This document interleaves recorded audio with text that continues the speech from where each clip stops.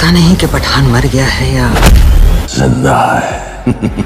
এই একটা সংলাপেই কেঁপে উঠেছিল গোটা হল। 2 বছর আগে পাঠান দিয়ে রূপালী পর্দায় রাজকীয় প্রত্যাবর্তন করেছিলেন বলিউড বাদশাহ শাহরুখ খান, আর তারপর থেকে একটাই প্রশ্ন, কবে আসছে পাঠান 2?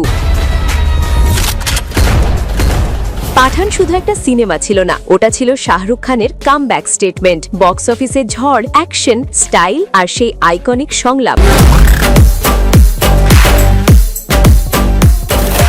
সব মিলিয়ে পাঠান তৈরি করেছিল ইতিহাস। স্বাভাবিকভাবেই সিকুয়েল নিয়ে প্রত্যাশা ছিল আকাশ ছোঁয়া। ইতিমধ্যেই জানা গেছে আদিত্য চোপড়া পাঠান 2 এর চিত্রনাট্যের ফাইনাল ড্রাফট তৈরি করে ফেলেছেন। সবকিছু ঠিকঠাক থাকলে 2026 সালের শুরুতে ছবিটি ফ্লোরে যাওয়ার কথা। যশরাজ ফিল্মসের স্পাই ইউনিভার্স মানে বড় স্কেল, বড় চমক আর বড় স্টার পাওয়ার। এবার আসি সবচেয়ে উত্তেজক গুঞ্জনে। বলিউডের জোর আলোচনা, পাঠান 2তে নাকি দেখা যেতে পারে দক্ষিণী সুপারস্টার জুনিয়র এনটিআর কে। ভাবুন তো, এক ছবিতে মুখোমুখি শাহরুখ খান, জুনিয়র এনটিআর, 2 ইন্ডাস্ট্রির 2 দাপুটে সুপারস্টার। সংবাদ মাধ্যমের দাবি অনুযায়ী আদিত্য চোপড়া নাকি এনটিআর কে এমন একটি চরিত্রে কাস্ট করতে চাইছেন যার গুরুত্ব শাহরুখ খানের চরিত্রের সমতুল। যদিও এখনো পর্যন্ত যশরাজ ফিল্মস বা ছবির টিমের কেউই এই বিষয়ে আনুষ্ঠানিকভাবে মুখ খোলেননি।